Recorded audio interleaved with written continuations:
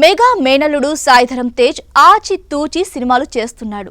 Road ప్రమాదం నుంచి బయటపడిన తర్వాత తేజ్ స్పీడ్ తగ్గించాడు.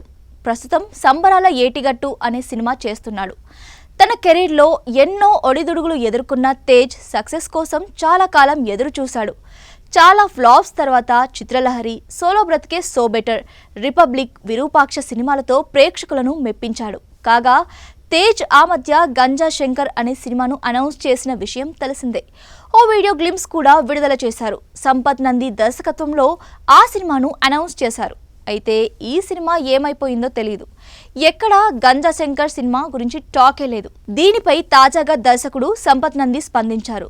సంపత్ నంది ప్రస్తుతం ఓదెలా 2 చేస్తున్నాడు. ఈ సినిమా ప్రమోషన్స్లో భాగంగా మాట్లాడుతూ గంజా శంకర్ను ఆపేశామన్నాడు. ఈ సినిమాకు సంబంధించి పోలీసులు నాకు, సాయిధరం తేజ్కు, నిర్మాతకు నోటీసులు ఇచ్చారని చెప్పాడు. కథను బట్టి టైటిల్ పెట్టాం, అయితే టైటిల్ మార్చమని చెప్పారని, అలాగే టైటిల్ మార్చితే కథ పూర్తిగా మార్చాలని, దానికంటే సినిమా ఆపేయడమే బెటర్ అనిపించి ఆపేశామని తెలిపాడు సంపత్ నంది. గాంజా శంకర్ మూవీకి Telangana anti narcotics bureau TS NAB పోలీసులు నోటీసులు ఇచ్చారు.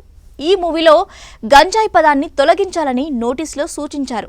సినిమాలో మాదక ద్రవ్యాల సంబంధించిన అభ్యంతరకర సన్నివేశాలుంటే NDPS 1985 చర్యలు తీసుకుంటామని హెచ్చరించారు. సినిమాలో గంజాయి మొక్కల్ని చూపించడంతో పాటు ప్రోత్సహిస్తున్నట్లు సన్నివేశాలున్నాయని నోటీసుల్లో పేర్కొన్నారు. అలాగే సినిమా ట్రైలర్ విద్యార్థులు, యువతపై ప్రభావం చూపుతుందని హెచ్చరించారు.